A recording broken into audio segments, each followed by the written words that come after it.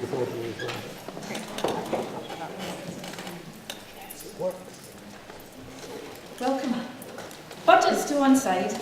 Consider a show without captioning, without interpretation, and then flip it to think about how creative it would be with those additions.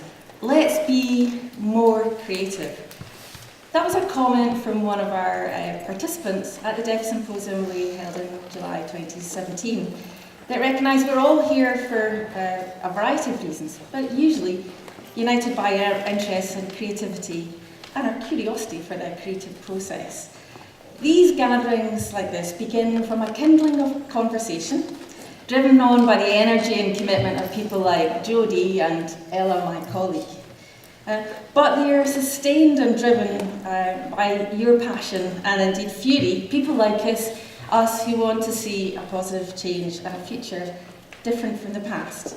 So for now, this is the second, and for us lastly, event in a series focusing on what accessibility and public engagement in culture means today, and what we can do to build on the ingenuity, experience and powerful networks that underpin all of our creative and cultural world. So our speakers for the event today you'll probably recognise, but they're champions of deaf people, how their talent, their engagement and their definition of culture through their programmes and our programmes will help us to lead the way. They will each share their unique and personal stories and views, not only about what drives change, but around the challenges and rewards, both personally and professionally, through putting their inclusive practice at stage. So together today, we'll unpick the gaps that exist in the choices deaf people have to participate in and access culture. So as your chair, my name, Julie Tate, my last public act as Chief Executive of Culture Republic, my role is to steer you womanfully through the agenda, or chivvy you along, as they say in Glasgow, through keynote panels and networking. I, through lots of experience of these things, will gently try to steer us all through the time for the day and try to stop you, no doubt, when you're in full flight, so that we can hear from all of our speakers. I usually use a few kind of props for this to help you. I've got a kind of red book that I'll wave to keep the time going. But for those people who are persistent, I've brought along this. Yeah. There's a couple of things for your welcome enjoyment today, really practical. For Wi-Fi, if you are scooting around on your smartphone, just look for the cloud, the iCloud with Theatre Royal, and you can log on there. There are toilets on the basement level, and a staircase is to the right of the lifts in the foyer. The access to the first floor is through the main staircase outside, and there is a lift for anyone with specific access issues. We're not expecting any fire alarm, so if you do hear one, you'll head out and go to the main door, where the muster point is the Dragon bar across the road, Dragon 1. And if you're on the first floor for networking, you've access, there's a back staircase and clearly an evacuation chair if anybody needs that. So usually in these things we wait to the end for thank yous, but I thought today it was really important because of the smashing effort that everybody's put in to say them right at the start so we don't get left behind. Thank yous to you. It's a terrific turnout today and an indication of how passionately people feel.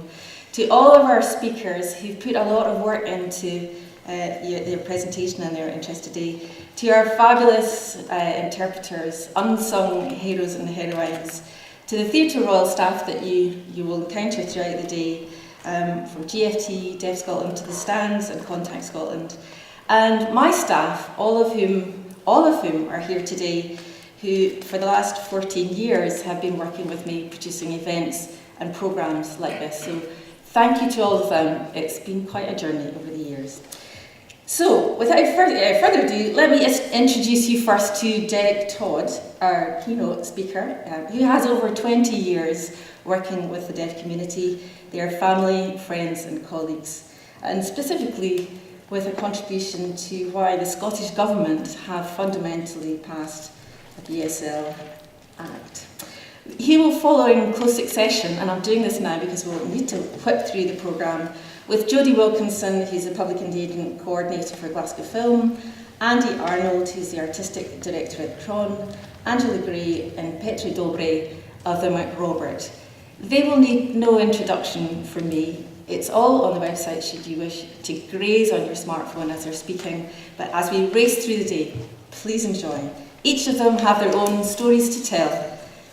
Let's hear them. Derek.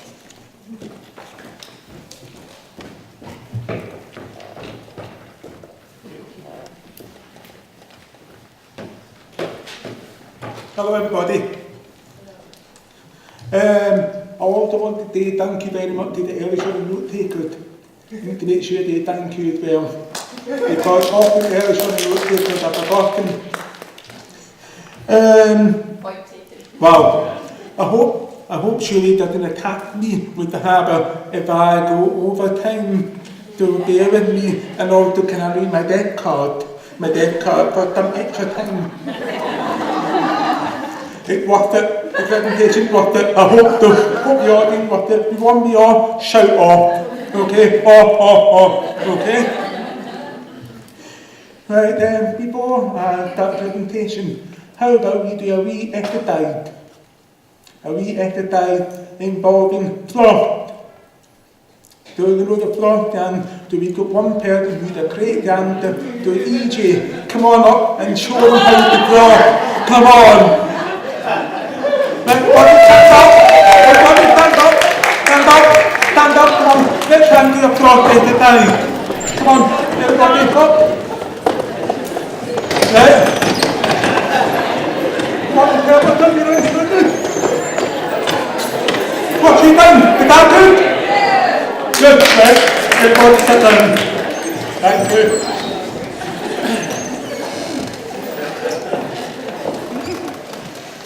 Thank you very much. My name is Derek Todd. I work for Deb Scotland.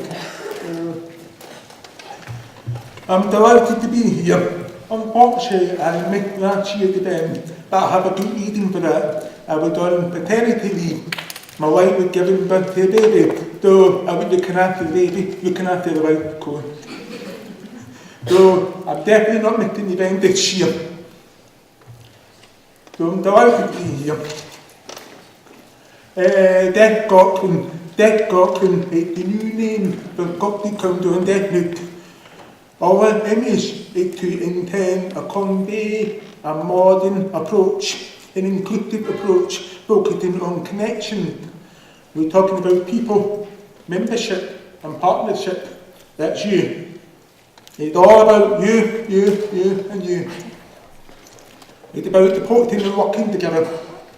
So our strapline is equality and integration through communication for all. Communication for all is our tagline. Communication is for everybody. So our hashtag is all deaf. Not equal yet. I'm sure that the deaf people in the audience will agree we're not equal yet. So, unfortunately, we're going to talk about the boring part. However, this is the part that our lifesaver for BSL community, family, friends, colleagues involved in BSL or what would BSL needed.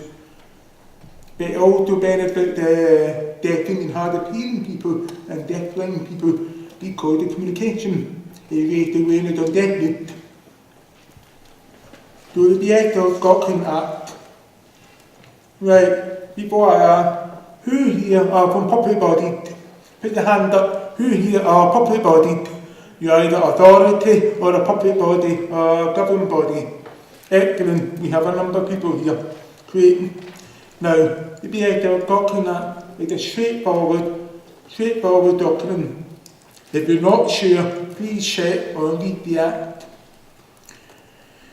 The BSL Scotland Act requires public bodies listed in the schedule. There's over 140 public bodies have a responsibility.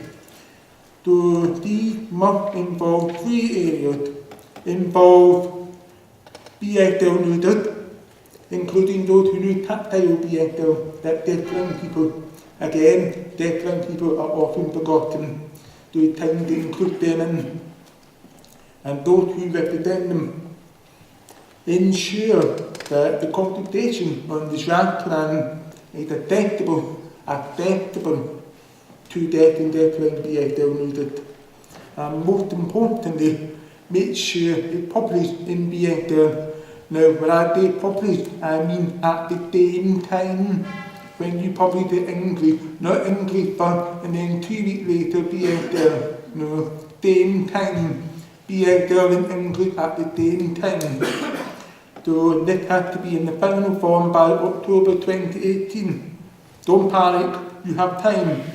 If you're not sure, check the app, check the website information.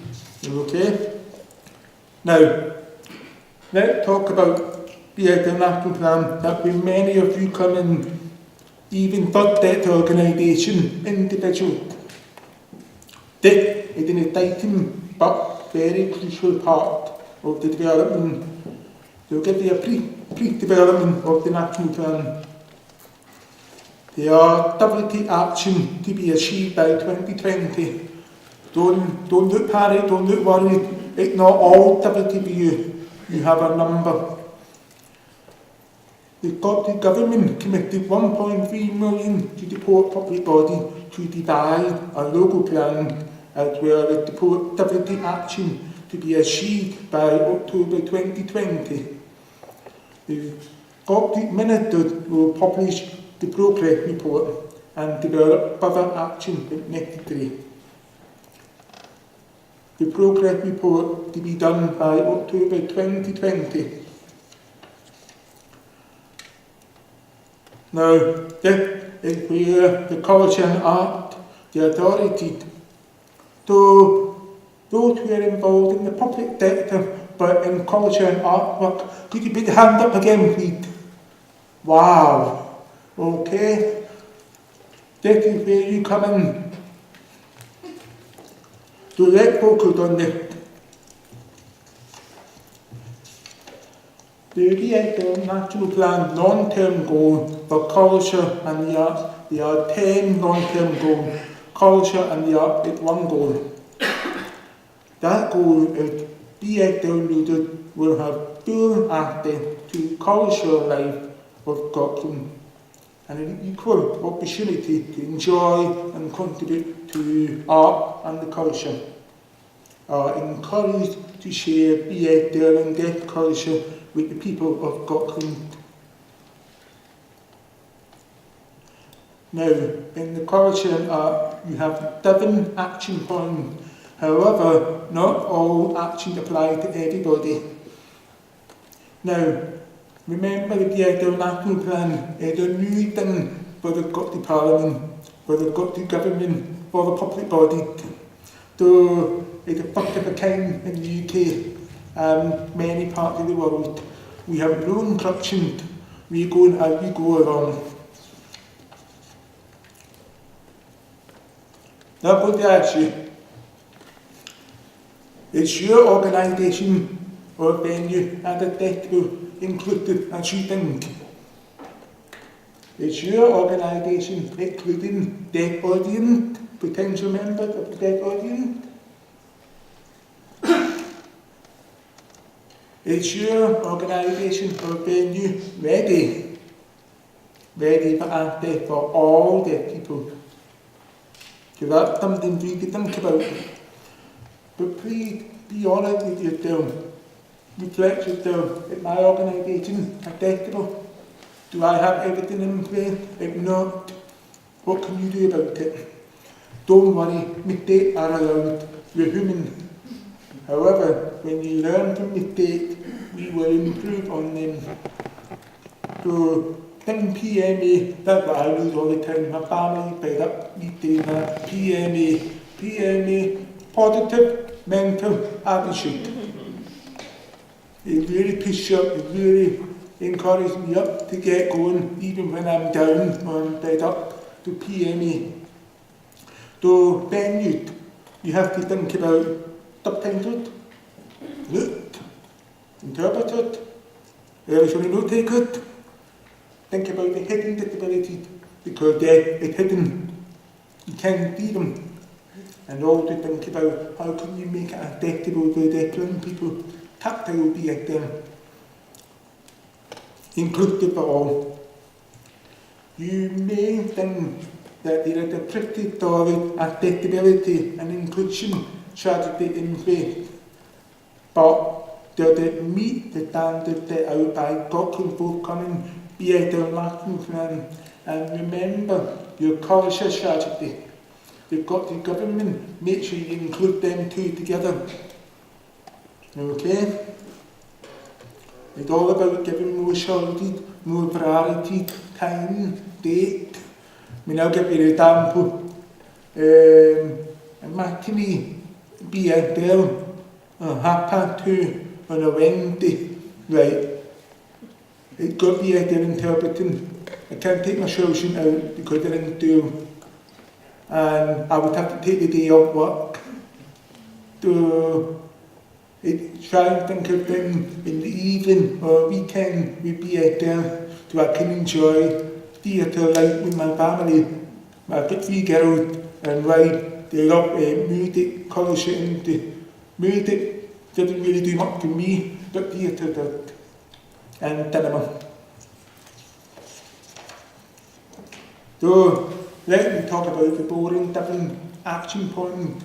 You may not be interested in that, but they are important to me and the BSL community, and hopefully for the culture and the art sector. Action 54. Enable BSL leaders to take part in culture and the art as participants, audience members and professionals. So there's a mixture of people here. Action 55. Support professionals' pathways to enable BSL leaders to consider a career in culture and the arts. Now, we have plenty of BSL leaders here who are graduates from RDS. Please stand up. The RDS graduate, stand up. Mum, stand up. We have 4 dear graduates. They are professionals now. You can employ them. You can work with them. Give them job opportunities. You want to talk to them in the break and create new project development. Okay? Action 56. Increase information in BSL about culture and the art on website and at the venues to your website. It's not a big job, the website. If you plan well, make sure you're in the budget and the planning and everything for long term, it worked out cheaper in the long run. And make sure you have BSL signing on the website. You have the graduate team, the 4 graduate team. They can do the BSL. You don't need to book an interpreter. If you book the graduate can book the interpreter and leave the acting to work. So it's a win-win. Action 57. Improve access to the historical environment and culture events and performing art and film will be donated. Well, Glasgow Film Theatre is already way ahead in that. With lots of film and subtitles and they provide BSL. Action 58. Seek the views of BSL leaders to ensure that the government new culture strategy. Organisation for Scotland to recognise the values of BSL and their culture. So you have to develop your own strategy and culture. And the contribution they make to the health, wealth and the care of people and our community. Action 59. Train staff in the major tourist information centre about the Scottish Government nationally funded BSL online interpreting video relay service called Contact Scotland, and how to help deaf and deafblind BSL users visitors access the service. This work will be delivered by Visit Scotland. It's not your action, but that doesn't mean you don't have to do the action. You can add it in yourself to your own organisation. And lastly, action 50. Promote the new Scottish Government nationally funded BSL online interpreting video related called Contact Scotland BSL on the Visit Scotland website. Again, it doesn't have to be Visit Scotland website, it can be your website. Public body in the start of the BSL National Plan, all public body in Action 5, which I will claim now. Now before I go and talk about, hand up if you've heard of Contact Scotland. Wow, there are not a lot of people, okay? Hand up that you knew Contact Scotland. Wow, okay. Right, thankfully the people of Contact Scotland are here today. They can support you in the development, how to make sure your public, your organisation improve and be better than this. For Contact Scotland, this is a simple, straightforward action. To be honest, it's not rocket science. It only takes 5-10 minute job for IT website people to develop and update the website. Just add in Contact Scotland logo and finish it, then you can contact us on your front page and the contact page. Add in on your posters, have a template ready to add in on your posters when you do posters for events, promoting events, theatre, culture, Edinburgh Fringe, Contact Scotland. That's all you can do on the poster. It's simple as that, but some people don't think so. If it's in plan and done right, you can do it. Then, if the Scottish Government nationally funded public sector online produced dynamic BSL interpreting video related service. Now this is called BRS. Okay? It's free. There's no charge for you. There is no charge. If you're phoning a deaf person, you're only paying the phone line the same when you pay the phone line for hearing people. For deaf people phoning you, it's either through smartphone or internet, to data. Do they contact you? So it's straightforward. But one can make it very clear, this is not a replacement for face-to-face BSL, including interpreting because the interpreters out and Contact Scotland in. No. If you want more information about Contact Scotland, please talk to Contact Scotland. They'd be more than happy to talk to you, have a meeting with you, maybe organise training. It depends if a group of people. However, Contact Scotland did provide an event with Culture Republic. There is information on the Culture Republic website about Contact Scotland. This is not a video remote interpreting service. Okay, want to make that clear. Now, let's move on to the important part, engagement. How do you work, engage, collaborate, communicate, connect with the BSL community and deaf people? How do we do that? Obviously, collaboration is important.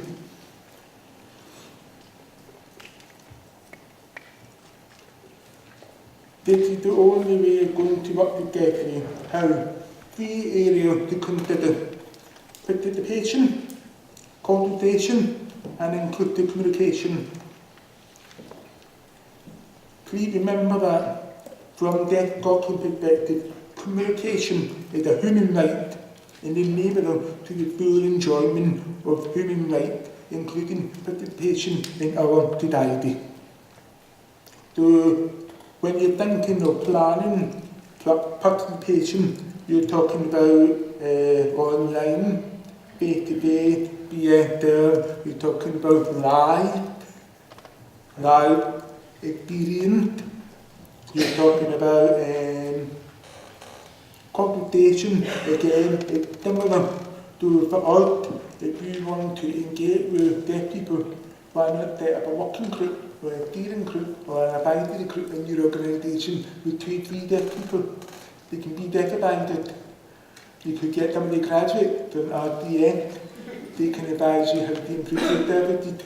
I know I'm promoting them, but my job is to promote BSL Needed to get employment, because I'm very keen for BSL Needed to be employed, make sure they get employment, because they're the expert. They can deport you, they can take the wee shred off you, the wee burden off you, they can manage it. Now, communication is a two-way process, not you talking to us all the time. It's a two-way process.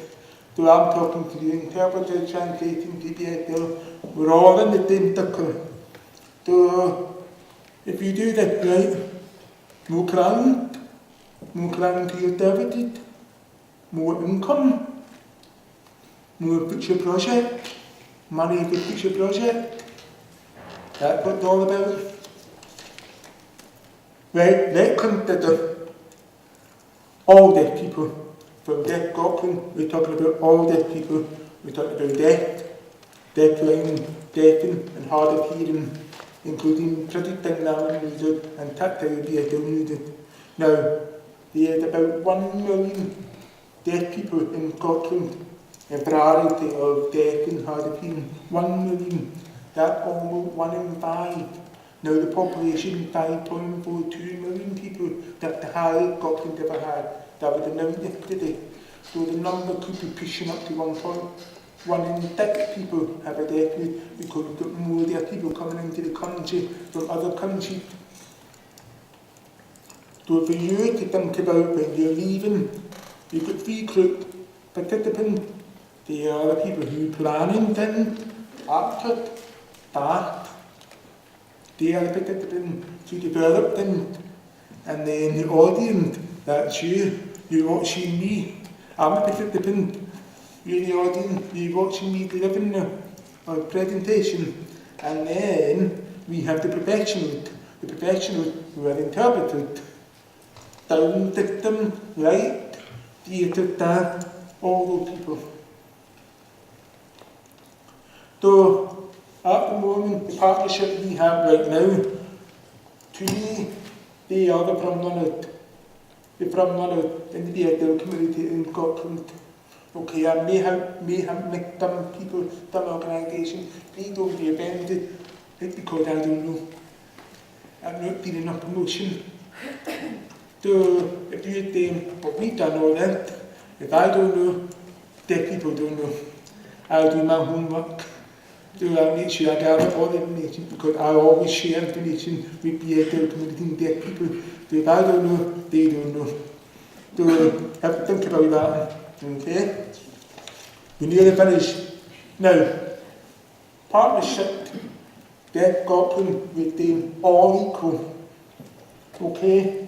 They've all done a wee development in BSL work. Okay, yeah, I am missing other information. From seeing some deaf people dining, admit that. You're right, I am missing information. I can't add in too many. There's not enough room. It'll take me all day. But what's important is, those partners can do more. There's always room for improvement.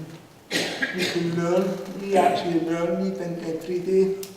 So we work with them more, we can make it more BSL. For example, people make raffles, they organise big events, but where to BSL interpreting. I don't see it. To my family enjoying I'm here, my wife telling to me what they're doing, I don't feel I'm involved. And this one's important. So I put in the pressure on the BSL. I want to see you win an award. Which year won a BAFTA, next year or the year after. Okay? And you need to help them get it. Okay? Well, we're nearly finished. Collaboration. By working closely together with Deaf Scotland and needing your valuable information support, we can make Scotland the best place in the world for BSL needed to live. We've added in learn. Minister Marie Todd did. Why they no learn in it? We want to encourage people to learn BSL. You're right, Minister. Apology. We've added it in to learn, work and bid it. but that would be but that can be for older people. And then for the summary, a couple of weeks ago, there was one closing speech by Penny Morden. She said, when people with disabilities are included, great things happen. I was like, okay, for me, why not say, when deaf people are included, we're human again, we're all equal. So today, at the start of a new era, it's time for deaf people to show their full true potential. Thank you for your time, thank you for listening. I'm here all day.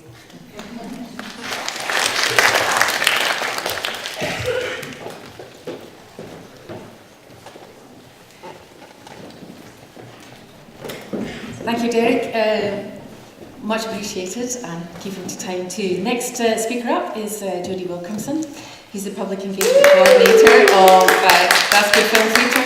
For many people here, Jodie needs no introduction, but she'll take you through some of the marvellous initiatives that GFT have undertaken to put this at the very core.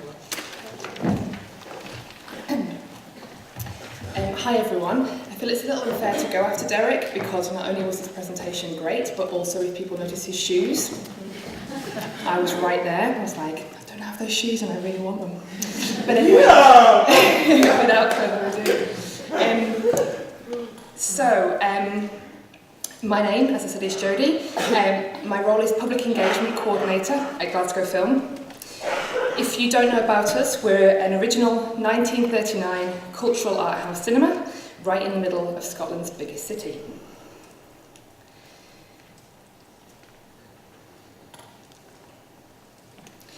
We have 3 screens.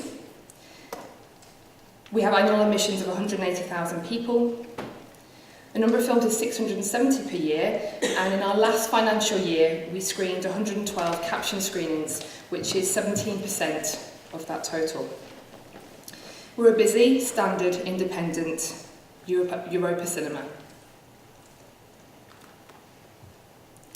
So what began as a single screen 40 years ago has become Scotland's most diverse and best publicly attended independent cinema in Scotland. And we're proud to know that Glasgow Film is one of the top 3 film festivals in the UK. And we also are really proud that we try to integrate access across the whole programme. There's still a lot to learn, but we do our best. So we run whole festival strands with BSL interpretation. And most recently, our Glasgow Youth Film Festival programmers are educated in how to curate accessible film events. So the function of my role as Public Engagement Coordinator is our active way of trying to understand how we can use the power of cinema to engage with harder to reach communities. We want to understand social value within a community and work towards social cohesion through engagement with film. So I'm sure you can agree it would make sense to look at the audiences most local to us. I won't run through everything on this slide, but for the purposes of today, we have one in 5 of us, as Derek mentioned, who are British Sign Language users. 11 million people in the UK have hearing loss. And I didn't know this, 7.5 million people use TV subtitles, which is, I think, 11% of the total UK population. So Glasgow has some difficult demographics to engage with, but we do have the highest attendance rates in the UK for arts and culture events. And GFT has some of the highest admissions for a cinema of its size. So we need to, as a publicly funded venue, understand what might prevent our audiences attending the events that we offer. And also we need to address the social confidence which can be affected, which can affect access to culture. So this is a photograph of the globe in our foyer in GFT. Around it, if you can see the word Cinema for All. It's a new globe in our refurbished foyer, but the same statement has existed since the 1980s.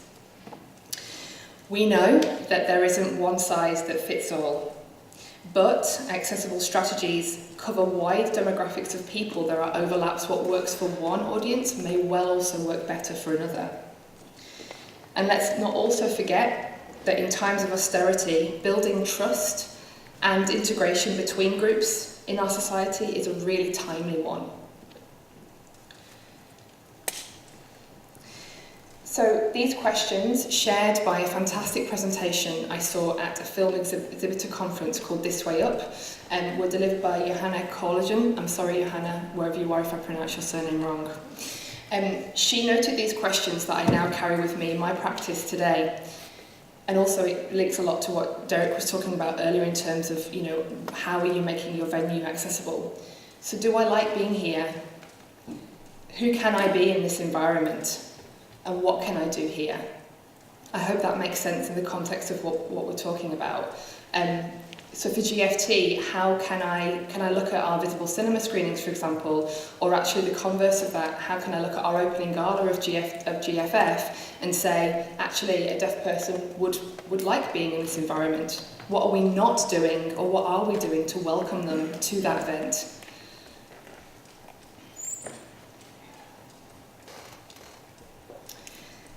So, jumping onto a bigger picture, the UK Cinema Association published some research recently that tells us, as I mentioned earlier, 7.5 million people use TV subtitles.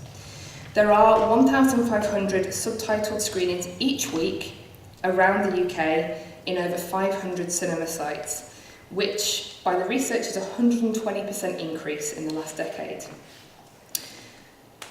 60% of UK cinemas also provide regular subtitled screenings. The UK is still lagging behind in terms of the US, for example, where all major film distributors will provide all of their films with a subtitled and also an audio-described track. We basically get what we call a DCP, which is a kind of file, and essentially that then tells us whether we can show a film with captions or not. If we don't get it, then we can't show it.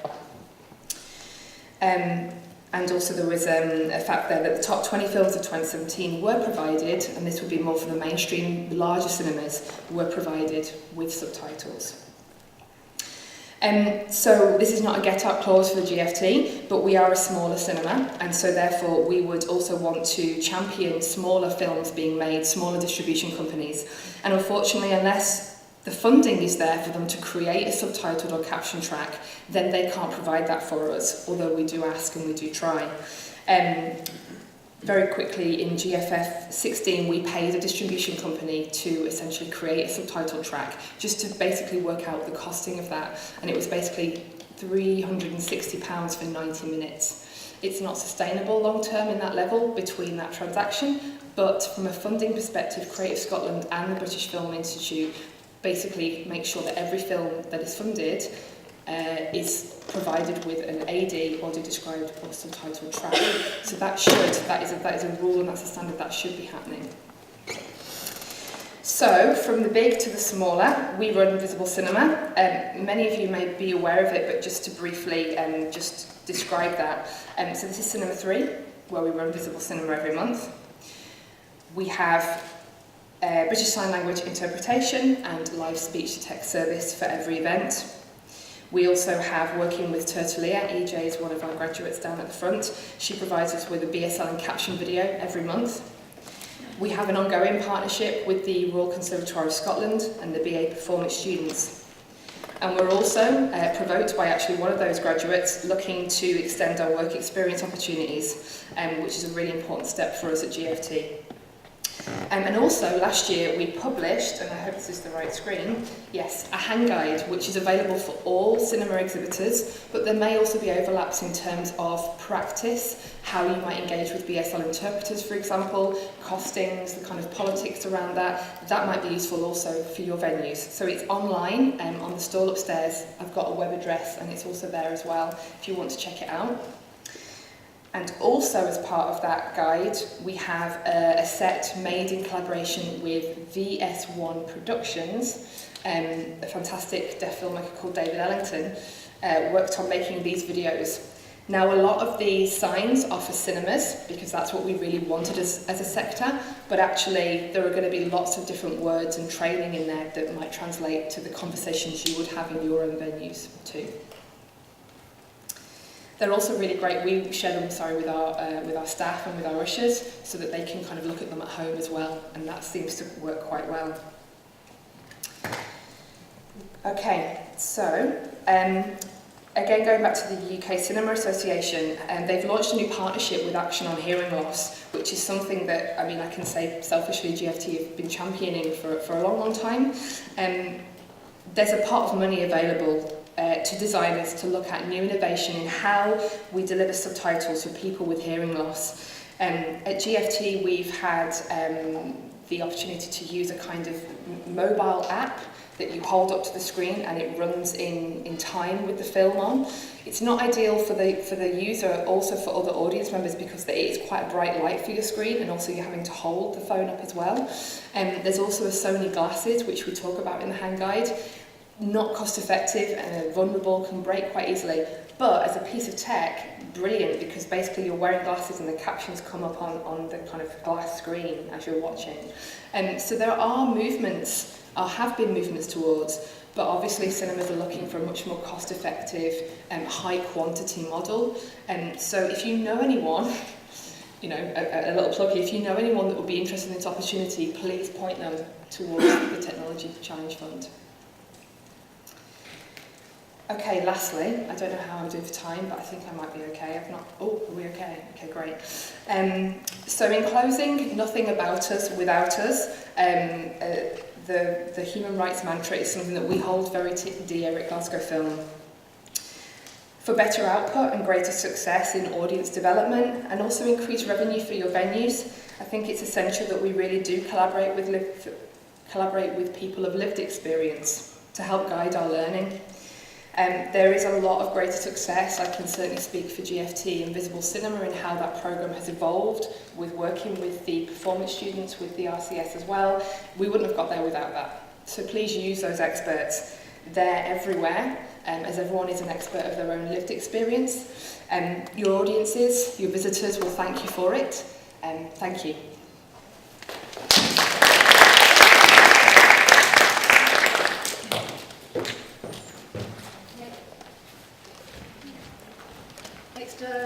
Next up, can I introduce Andy Arnold, who's the current artistic director of the Tron.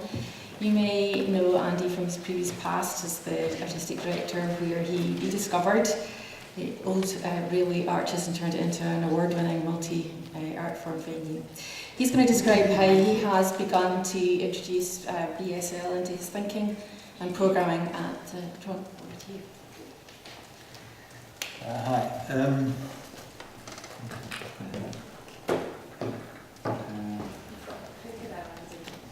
Hi.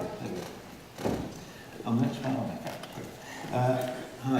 I feel in the introduction, actually, Julie spoke about people championing BSL, and I feel a bit of a fraud because I think I'm here because I'm a very late developer in terms of learning the use of BSL, both from the point of view of performance and reach involving deaf audiences. And my motivation, to be honest, rather than thinking more about diversity and access and so on, which are always important, are artistic motivations. And this has happened very recently. Although there was one example, actually, the last two speakers, Derek and Jodie, mentioned EJ. EJ Raymond is speaking here later. So that there's one example there when I was at the Arches about 12 years ago, I think it was possibly. I did a promenade theatre performance called I Confess, which was one-to-one 5-minute confessions between an actor and an audience member. So there was 10 actors and 10 audience members, and they moved around each one, and the actors performed their piece, their 5-minute piece, 10 times over. And I'd seen EJ performing something before that. I can't remember what it was actually, but I was struck by the incredible purely visually, the emotional and the extraordinary use of sign language. And so I asked EJ to be one of those performers, one of those confessions, and there was a little synopsis of her story that the audience member read as well. My motivation there was not I need to have a deaf performer, but rather artistically this makes it a very interesting performance, and that's all that was. So now we move on, and so in between time it was a case of really just getting back to purely spoken word theatre.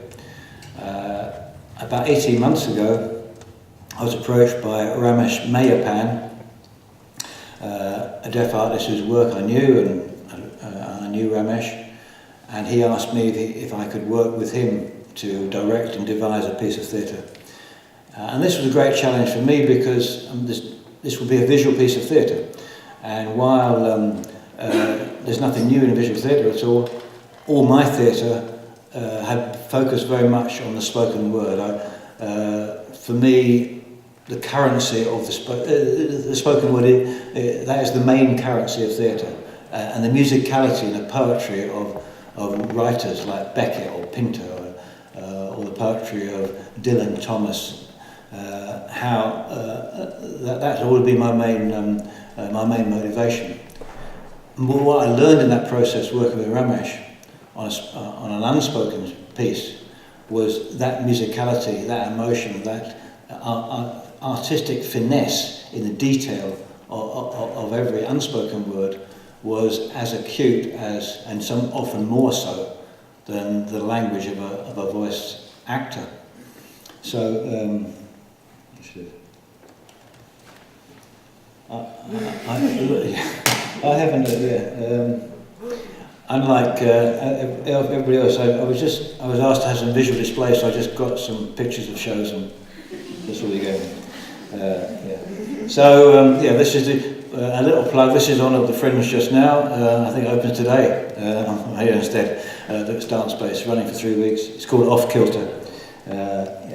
So, but while I was rehearsing with Ramesh, every day obviously there was an interpreter in the room with us, different interpreters, and talking to those interpreters about the way we use BSL at the Tron, and I got the impression quite clearly that the Tron, like most theatres, really just played lip service. We would have a performance, often as Derek has said, on a Saturday afternoon, and it would be just making sure there was a light there at the side of the stage, and it would be signed, that performance.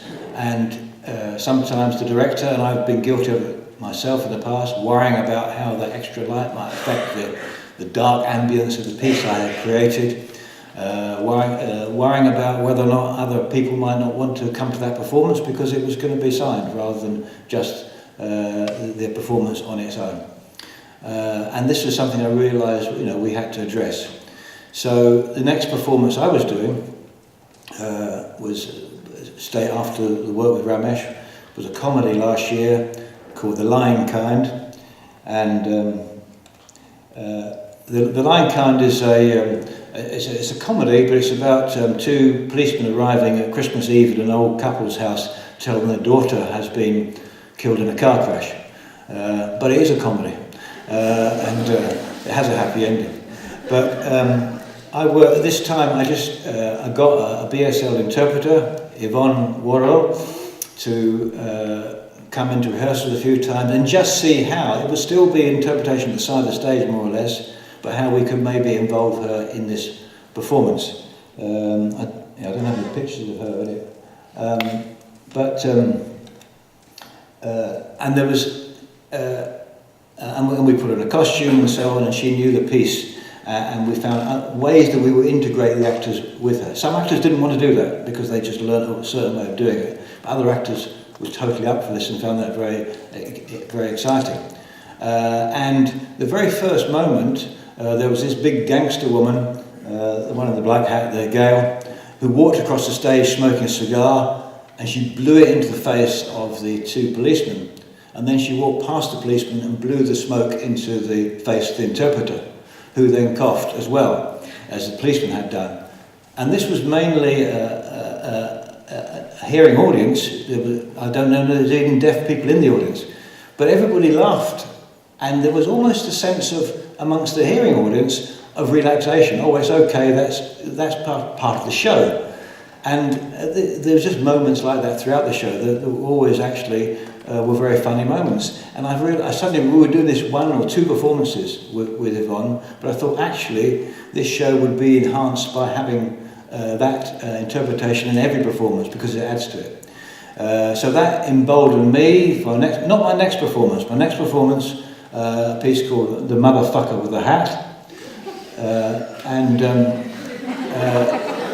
Now that is a straightforward piece of naturalistic theatre, of dialogue, and it wasn't appropriate to have any involvement, integration if you like, apart from having an interpreter at the side of the stage. And that's the thing I've learned, that you had to, as a theatre director, you don't have to feel that every single performance you must find a way of interpreting that for a deaf audience, but rather there's certain productions. But the next production after that, called Ma, Pa and the Little Mouths, a very absurd piece of theatre. Oops, where's the thing? Here we go. It enabled where anything was possible, really. I can't find the bloody thing. The clicker. Oh, there you go. Now, this piece, and I got Catherine King, another BSL interpreter, and she actually this time came into rehearsals far more. And the thing was that the set for this piece, it was an old couple in a strange room somewhere, and was all boarded up. You didn't know what was outside this room. But the room itself, we had lifted up as if it was hanging in space. So it was about 1.5 meters off the ground, the room itself. Now, a few years ago, had I done this production, I would have had the BSL interpreter on the stage outside of that room, because it's a very small room. But because emboldened, I think, by my experience of working on the previous production, The Lion Kind, we agreed that Catherine would actually be in the room, on a chair, right in amongst the actors. And again, we worked out bits of business with Catherine, and this as well very much enhanced the piece, and it was part of the piece. And also we decided, we did it at the Tron, we took it to the Travis Theatre, she went with it there, and also we would do a Saturday night performance as well, which is something I would never have thought of before.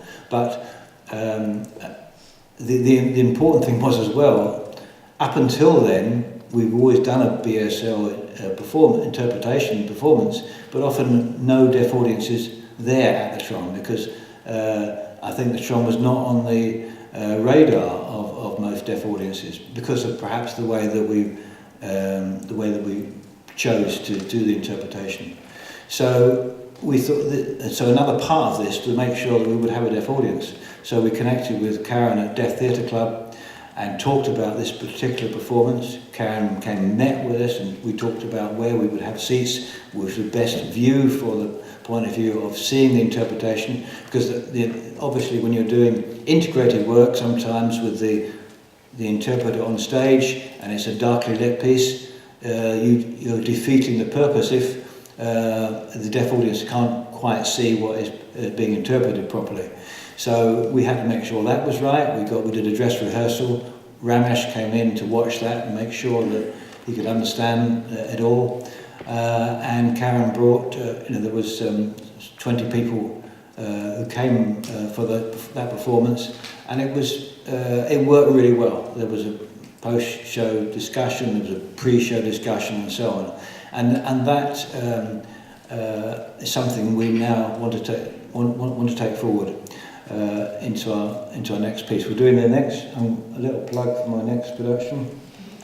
A play by Enda Walsh in the autumn, which is similar territory actually. I have a particular obsession myself with absurd theatre, and this piece is again 2 people in a strange room, and other things happen. It's a very theatrical piece. It's very visual, And again, I think this is what's good about these pieces. They are mainly visual pieces of theatre. And again, we're working with Catherine on her involvement with that. So that has been my very brief learning curve, and realising actually from an artistic point of view, the BSL interpretation can add something to a performance rather than something which is politely put at the side. There's still more work to do from as a theatre maker in terms of working with deaf artists and finding opportunities. And we have to be very realistic about the fact that we employ very few actors as it is, and 90% of voice actors are out of work most of the time. So finding work, but what I've realised working with Ramesh and so on is actually that I want to explore ways of devising a piece of theatre where it's not a character that happens to be deaf in the play, but rather, and the guys here will be very familiar with all this, and far more than I am, of where we can produce great artistic work involving deaf artists. And I suppose that's all I want to say really. My point is that I've been driven by artistic considerations rather than anything else. It's great, obviously, we all must recognise the need for more access and so on, and we are light years behind GFT and Jodie's presentation there. But I think if theatre makers realise the artistic benefits of that work, then an awful lot more can happen. Okay, thank you very much.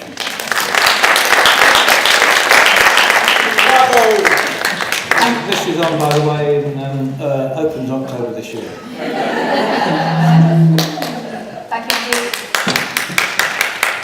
I'd like to introduce next Angela Gray and Peter Jobrick from the MacRobert Centre for the next session. Peter, you will know, possibly through the Conservatoire.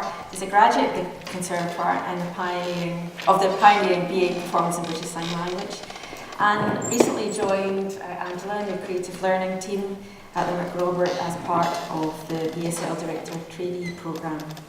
And without further ado, I'll let you tell us all about it. Thank you. Okay, hi everyone. My name is Angela Gray. I'm the Creative Learning Manager at the MacRobert Arts Centre in Stirling.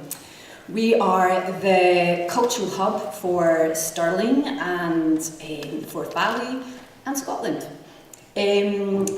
As I head up the Creative Learning team, and what we do essentially is really aim to engage everyone in the community in arts and creativity, essentially. We are committed to accessibility, so our venue is fully wheelchair accessible. We have practical things like changing places toilets for adults that need changing facilities. We have a hearing loop, our box office, and we have caption screenings, film screenings, as well as BSL interpreted shows. So we are in the midst of the extremely beautiful Stirling Uni campus, it has to be said. We're very lucky to work there. And we work across, we're distinct from the university, but we work closely with different departments there. So that includes the Dementia Services Development Centre, the Film and Gender Studies Department, and currently we're working with the university and Forth Valley College to develop our BSL policies. Now, we have some BSL interpreted performances. This slide is from last year's pantomime, Chick Whittington, which every MacRobert pantomime has BSL interpreted performances, but we want to do more. And a key part of that is engaging with the deaf community, and we have started to do that. We are looking to develop deaf theatre groups as well as deaf drama groups, and also deaf cinema events. A key part of this is also just providing training for cast and crew, involving BSL interpreters in the creative process where possible. And it's not always possible, but we're trying, you know. We are also really lucky to have within our team BSL users. And that includes our drama artist, Daniel Livingston, for example, who has worked in Glasgow to help establish the Deaf Theatre Group here. And that all really helps the team sharing that learning for us to just ensure that we are as accessible as possible. And we are also delighted to welcome, I'm just looking at my font here which has shrunk slightly, but never mind. We're really delighted to welcome our BSL Director Trainee, Petri Dobry. So his traineeship, he's with us for a year. It's funded by Creative Scotland as part of their Year of Young People programme. Petri recently graduated from the Royal Conservatoire's BA Performance with BSL in English course. We consulted with the RCS when we were developing this traineeship because we had identified a lack of opportunities for emerging deaf actors, and we were really keen to develop this traineeship as an opportunity for emerging deaf actors to progress into the industry as a practical means for them to kind of network and be equipped professionally as actors and deaf theatre makers. Petri will be with us for a year. He joined us at the end of May. 50% of his time is going to be spent on developing his own work and developing his practice, and 50% will be spent working as part of the Creative Learning team, where he will go on outreach and help deliver projects and help deliver things like the Deaf Cinema events and establish our Deaf Theatre Group. So we're delighted to have him, and exciting times ahead, and a key part of that as well of ensuring that the traineeship, that he's supported in that traineeship, has been bringing the staff on board too. So we've had deaf awareness training and some BSL training, and I think we're excited with what the future holds. And so enough from me, Petri's here, and he's going to tell a bit about his story and what his plans are for the year ahead at McRobert.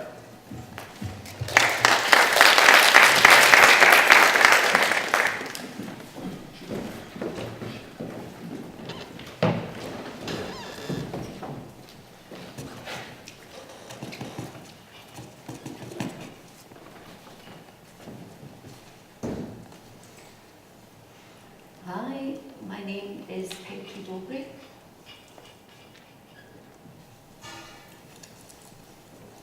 Hello, my name is Petri Dobry, and my sign name is Petri. I'd like to explain how I got that sign name. In Romania, the alphabet was used as one-handed. In BSL, it's two-handed. That's how that came about. I work for McRoberts Arts Centre, and the sign name for McRobert is this. My job is a BSL training director.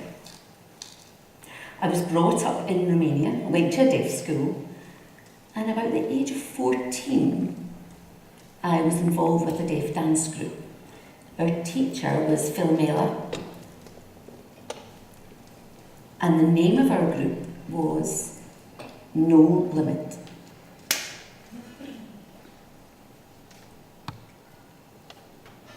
We did various styles of dance, hip-hop, tango, salsa, and also folk dancing, national dance of Romania.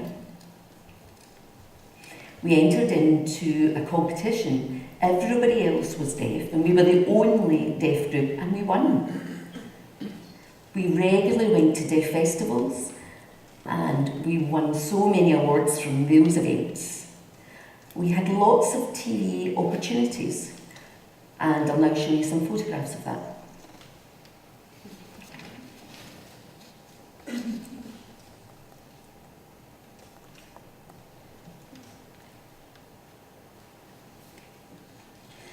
Our deaf group, a dancing group, decided to learn about acting, and our teacher's name was Catalin.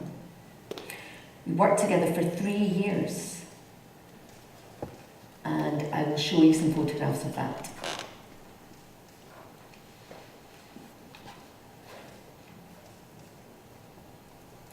This was at the theatre where we did our performances. The group has now gone. We had barriers, so many barriers, and deaf people started to pull out of the group. Then Solar Bear from Scotland came to Romania in March 2015. And they told me about the course that was developing at the RCS. So that was for deaf actors. I started that course in September 2015 and recently graduated in July. I'd like to show you some photographs of the performances we did there. Scavengers. And they're all deaf actors involved in this performance.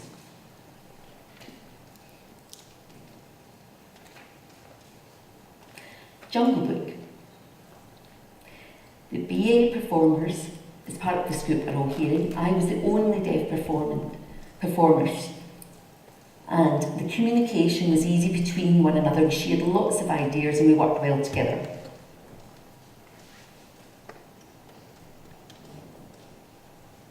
Words, who needs them?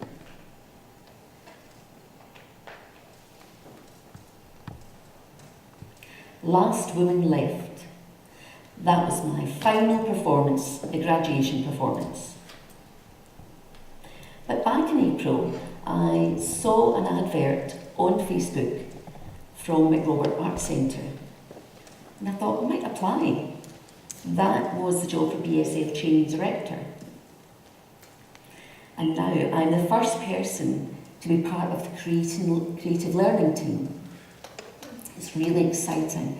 I'm developing my work and working with Julie Ellen, who is the Artistic Director at McRobert Arts Centre, but also learning about everything involved with performance. I'll also be developing the Deaf Theatre Club, Deaf Cinema Club, and I'll be going out within the community and delivering workshops.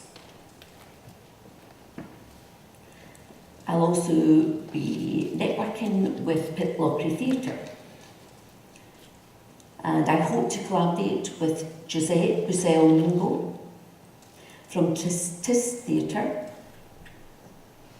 and Ramesh Meayapan, Jenny Seeley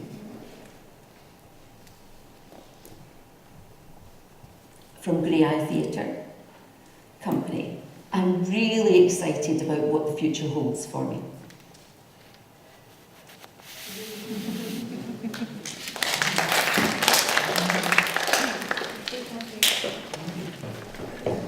Thank you. Now, if I could invite all our panellists to come on to the stage and take a seat. Jodie, Angela, Petri, Andy.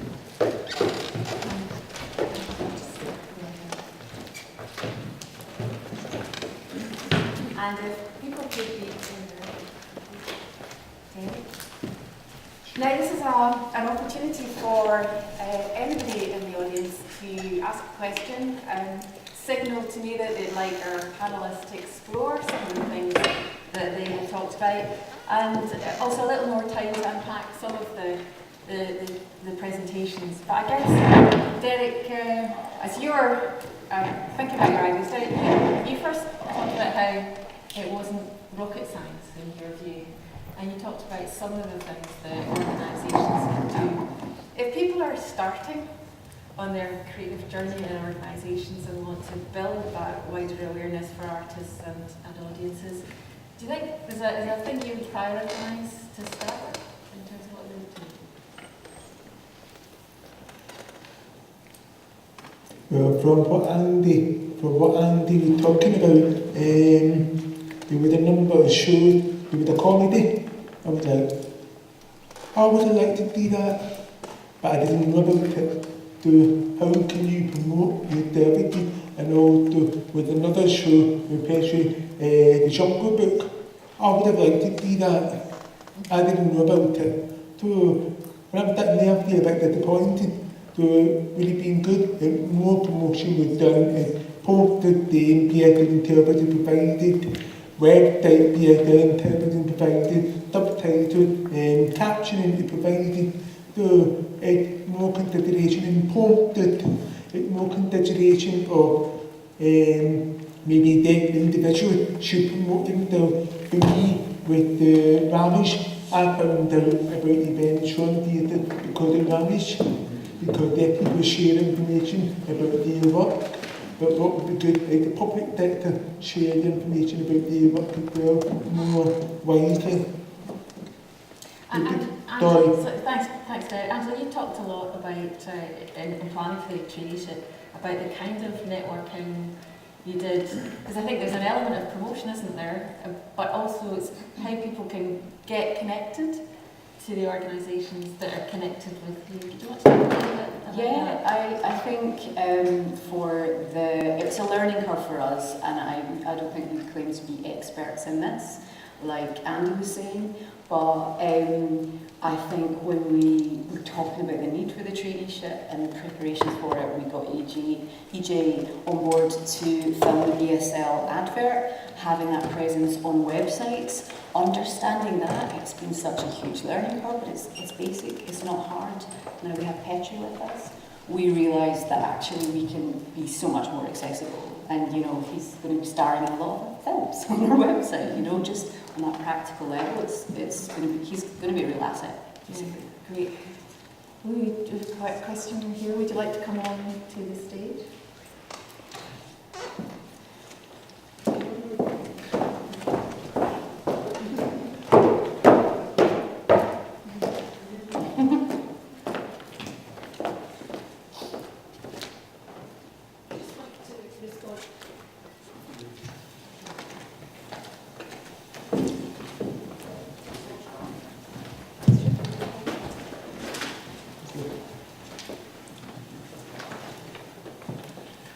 Okay, so Derek, you were talking about obviously people you don't know, you were talking about the book for the health, and they have put information on there, there's people who put information on their website, and so does that mean you need to promote, so what are you looking for, you know, have you actually been kind of put information on there, we have put information out there, so we all know the names there, so what promotion do you really need, what are you looking for when you're looking for events?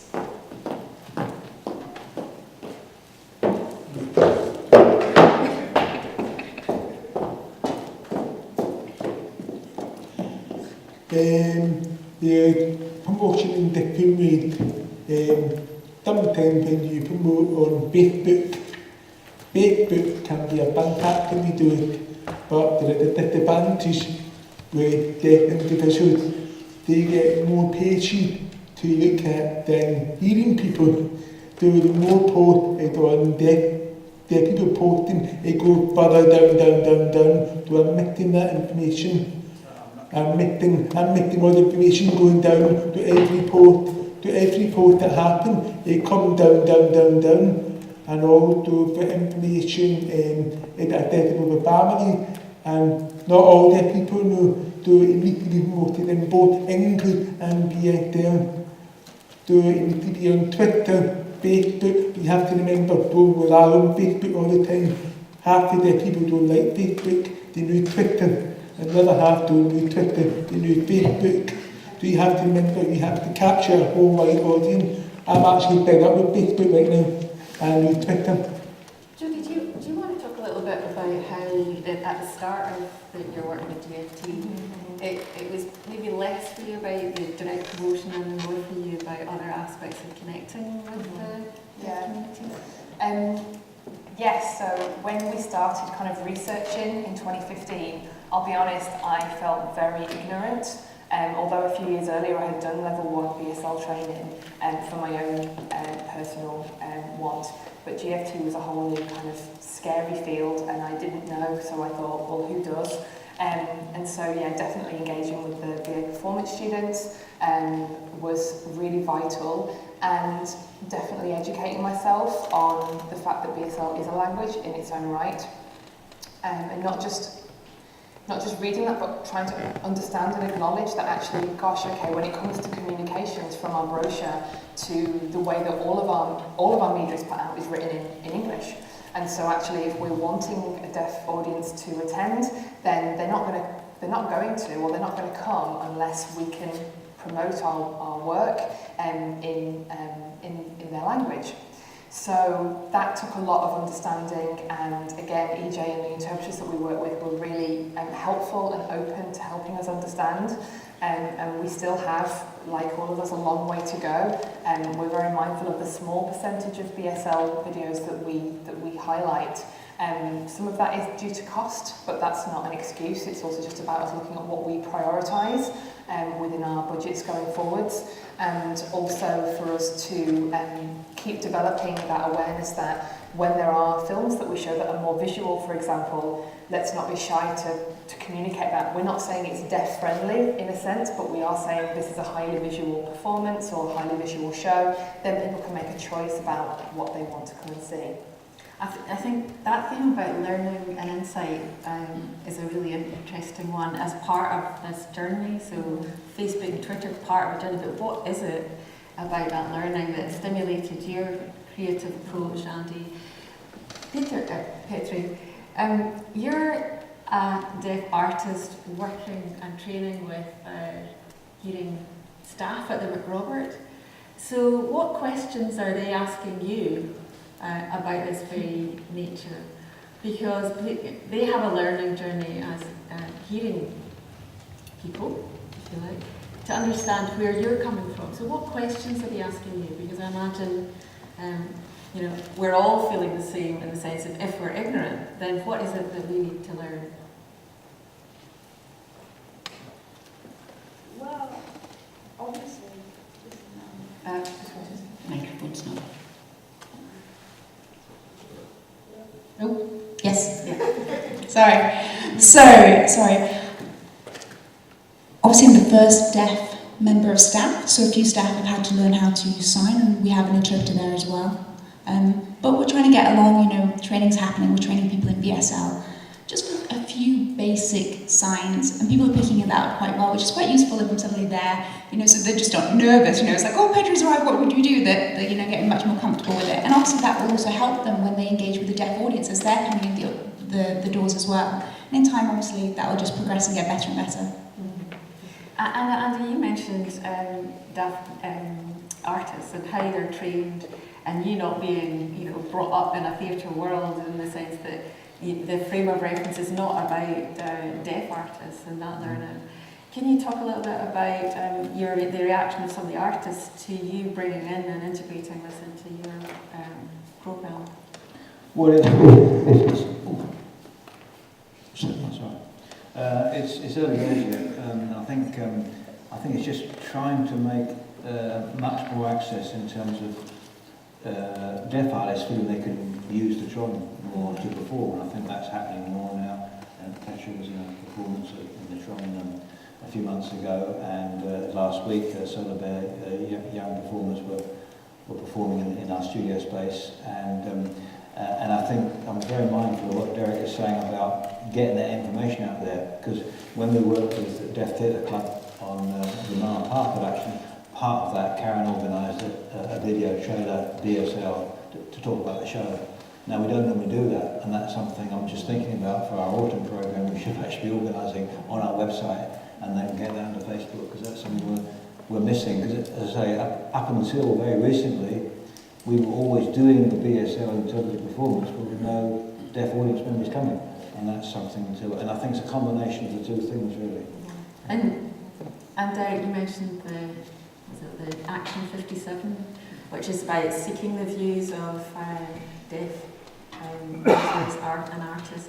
What do you think are the best ways to do that? How, for this audience, how are people able to share their views, and what do you think organisations and people should do to get that? It depends where you live, what area you live. Glasgow, what Glasgow to do is all the theatre, all the culture organisations getting together. no point having one, because deaf people, the number of deaf people do more, and the truth of deaf people may be the same for all, so it's important that all to get together, but all to the public body at the local council, because they've developed their own branding. People make Glasgow. So they should be involved because they organise events. So they should work with theatre. So if you look at Edinburgh Fringe, Edinburgh Council work with Edinburgh Fringe. Do they all work together? But do they communicate clearly? No. Do they need to talk to the deaf people? Don't assume. Talk to deaf people. They'll be happy to help you. They'll be happy to talk to you. If you should talk to them with a two-way process, communication, don't be afraid. Deaf people will be afraid. They won't be sure. They're not sure what to do, what you want. As long as you're clear with them, work together, then we'll improve. It takes time, build up a relationship, to a starting point again at the end with the student who graduated, but also new students who are coming in. Work with them and also work with the interpreters. So it's important the interpreter knows who they're talking about. The interpreter can connect up with the people who are BSL users. And if you need to put deaf Gotkin can signpost you to different deaf communities around Gotkin. You have to remember there's a lot of deaf people in Gotkin, almost 1 million. That's an audience for you, 1 million. Think about it. Sorry. You've got a question.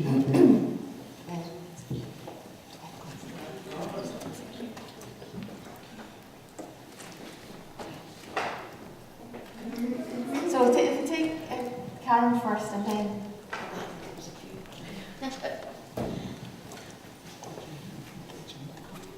Derek, I just want to ask you... Yeah. We'll take Karen and then... Okay. Derek, when you're asking about promotion, and is that something that Deaf Scotland would do? If different organisations could contact you and then you would be able to promote it through Deaf Scot? Yeah, Deaf Scotland is a membership organisation. We have deaf organisations who are members of it. We have public bodies, some public bodies who are members with us. We have third sector organisations who are members with us. When they share the information with us, we promote it. So, for example, Glasgow Film Theatre. I wrote that, but I am excited when I get emails from Glasgow Film Theatre because they tell me different things going on. I know the film clip with EJ Dining, what the translation is, what the film about it, that attracts me, that print media then. I've never seen that, I'm not interested, but when EJ translates it in BSL, it makes me more excited. So that's why Deaf Scot can promote the information. As a membership organisation, you pay but £15 for out-of-date membership for promotion. Your PR promotional budget of £1,000, £15 nothing. It's normally £20 a year, but we'll give you a special offer of £15.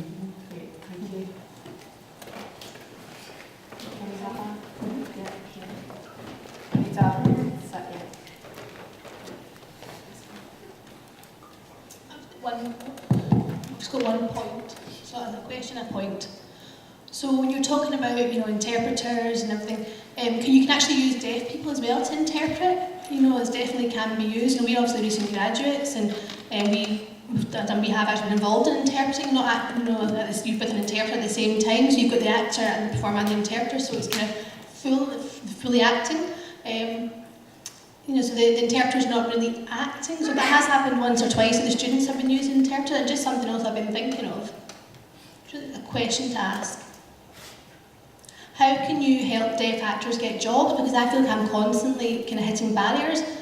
I don't know everything, so tomorrow I'm going to a theatre, it's called Snow.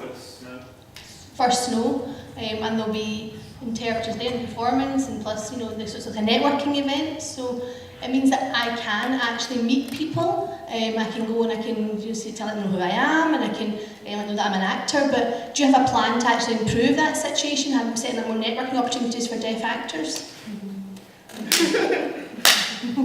Maybe, Thank you. Maybe also, Auntie, do you want to respond a little bit to that? Because you made that point, the main point about the market for actors is tough enough. How can deaf actors progress? Yeah, it's just an ongoing discussion. I mean, at the Tron, for example, we probably employ, I don't know, maybe 15 actors throughout, 16, 20 actors at the most throughout the whole year. 4 productions, 5 productions with 3 actors in each one. It's very limited. So, the opportunities for actors generally, and then it's hard work. There are other theatres who actually employ far more, but I think it's just looking at, it's having the sort of conversations where we look artistically and saying, well, actually, this would be a great idea, this project, and actually it will be enhanced by having deaf actors in the performance. We could say, right, we'll do a production of Tribe, which has needs a deaf actor in it, but there's far more, I think, ways of exploring ways of doing it, because that's, it's a way that, those are very limited, those types of productions.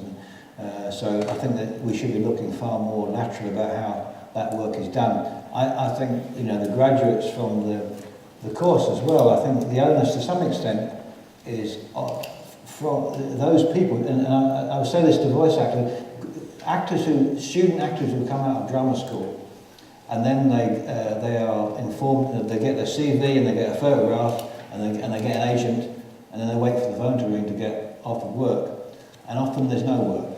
So I'm always saying when I'm working with voice-speaking actors, students, think of, and this often happens more theatre studies students at Glasgow University than it does drama students often at the RCS, who for some reason or other, they think collectively we'll get together and make our own work.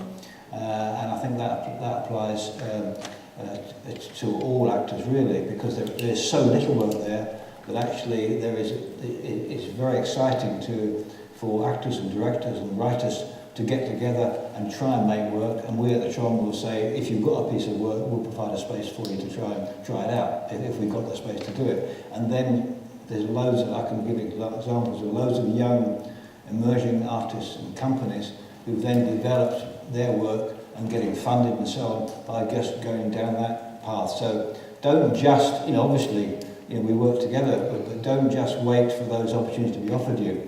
But rather try and create those opportunities yourselves as well.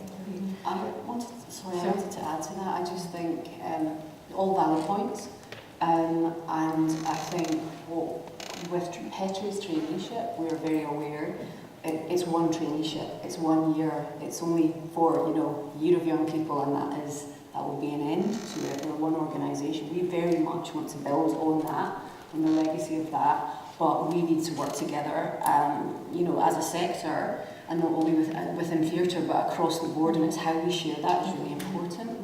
The learning from GFT, the learning from Petra's traineeship, how we spread that with the cohort that are going to, there's a new cohort coming into the conservatoire. It's really important that we have that joined up conversation. Can I just clarify with Beecher, you have 2 areas that Beecher talking about. Integrated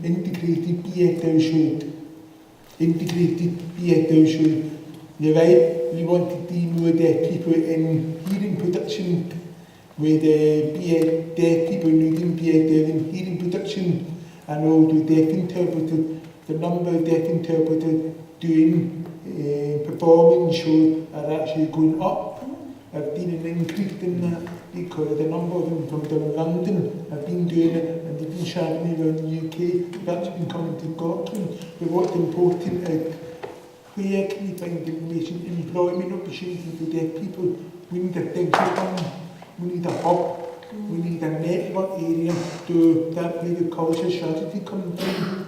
The culture strategy, you need to let the culture strategy because Scotland wants to improve the culture. People come from all over the world to come to Scotland for culture, Edinburgh, French and everything. It's not happening. Don't want deaf people to do that. You have to remember, not just deaf people in Scotland, deaf people around the world, they actually pay money to come here. Great. We have one last question, and if you hang on to your question, I'll pick it up at the interval and make sure that you get an answer. What would you like to come on and give us your question? And we do a microphone. Yeah.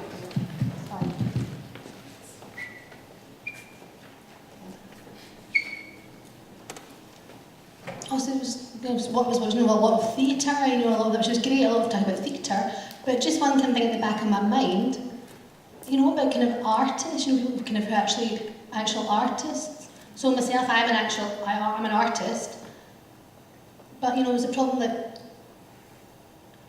I'm trying to show my art as a deaf artist, but I'm having problems kind of setting up events, getting a group of deaf artists together. So I would like to get a lot of deaf artists to get together, to show their paintings or their photography or their making kind of clothes, and I'd like to get to show that. But my question really is, how can organisations support deaf artists, and how to grow those numbers and kind of get us together to show our work? Jodie, do you want to just... Yeah. Sure.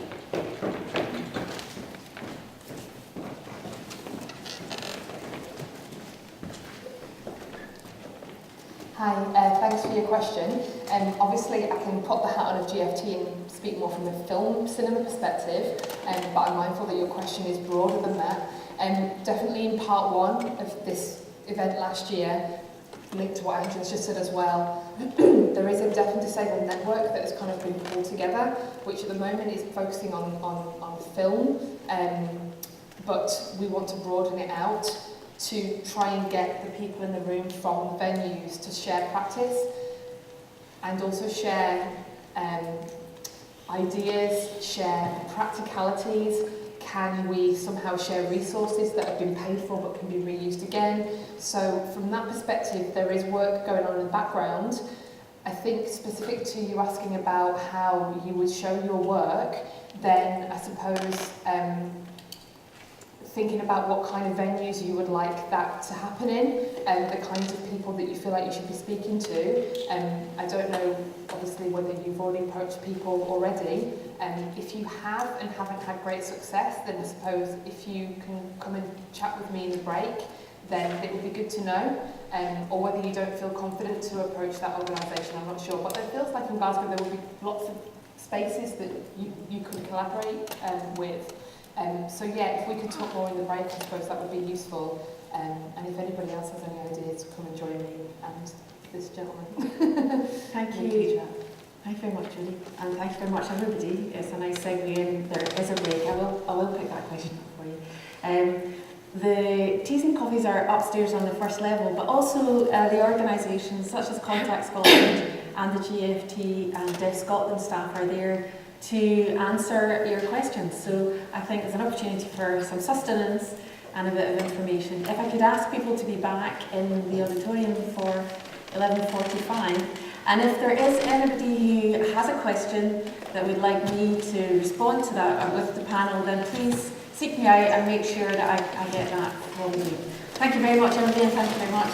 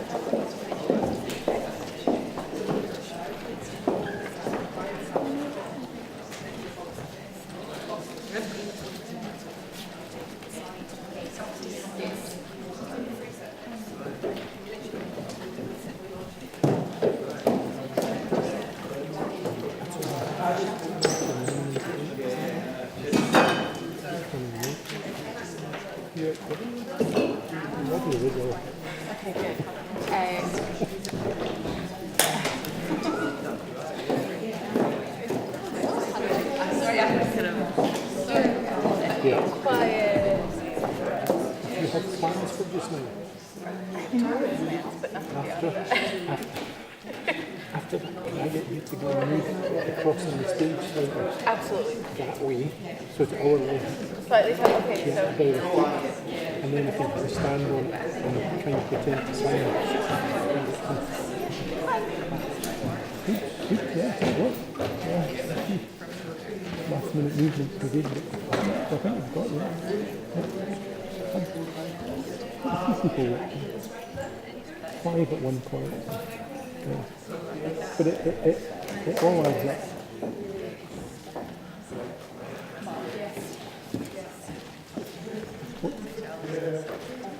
It's reached 340 people. So that's all right. Good. And we've got this on just now. I'm doing this. I'm going to tweak signer too close, but we're getting there. Well, we're getting there.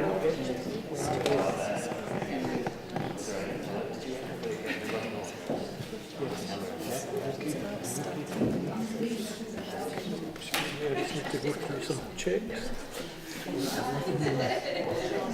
12.